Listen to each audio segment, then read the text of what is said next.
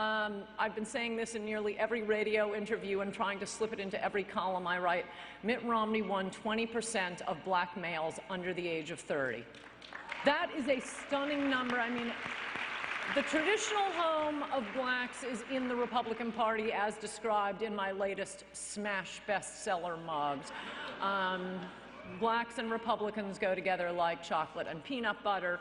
And I think the reason, but you know, the Democrats stole them away by lying about the history of civil rights and the history of Republicans, all set straight in mugs.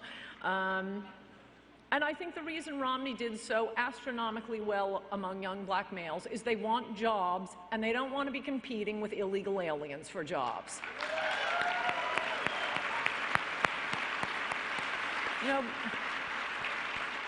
blacks have been in this country longer than, their roots in America go back longer than most whites. I think we owe them something more than someone who has just run across the border.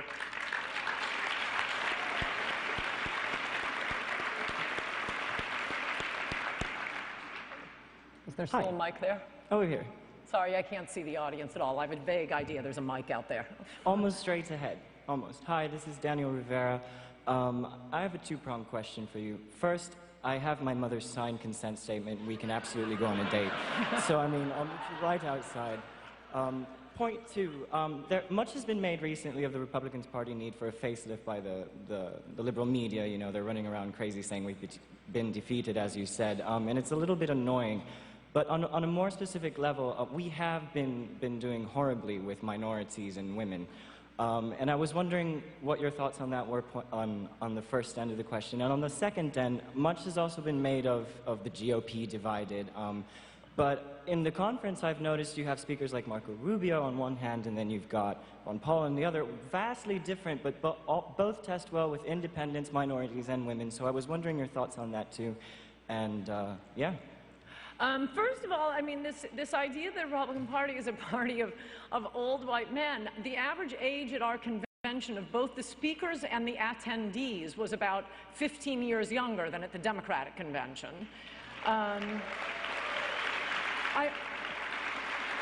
I may be exaggerating slightly, but not by much. I mean, I kept hearing, oh, Republicans, they want to take us back, they want to take us back. I look at the Democratic National Convention. It's Jimmy Carter, Michael Dukakis, Teddy Kennedy. Wait, who's trying to bring you back here? And as for the groups Republicans don't do well with, I think, well, for one thing, we're actually doing pretty well with white women. With married women, with single women. Mitt Romney did better than John McCain with every single possible demographic, including evangelicals. We were told, oh, evangelicals won't vote for the Mormon. Every single religious group, Jews, evangelicals, Catholics, more of them voted for Mitt Romney than voted for McCain. The only two groups that voted more for McCain than for Romney were Asians and Hispanics, the two largest immigrant groups this country has been taking in for the last 30 years. I've said this before, Teddy Kennedy specifically designed his Immigration Act of 1965 to change America demographically without checking with the American people. It's virtually impossible to immigrate here from Europe now. About 80% of our immigrants for the last 30 years have come from the third world. About 60% of them go on welfare, much higher percentage than native-born Americans. This is so Democrats get themselves more voters. We have a more dependent society. We have people who want welfare, and we cannot get the votes of a dependent society without changing our principles. I mean, they're awful people, Democrats. Every time a woman has a child out of wedlock, Democrats think, oh, great, another Democratic voter. Every time a family gets divorced, fantastic, another Democratic voter. Every time someone loses his job and goes on welfare, fantastic, another Democratic voter. No, we offer hope, opportunity, and jobs, and I hope that we offer a change to our absolutely suicidal immigration policies. Thank you.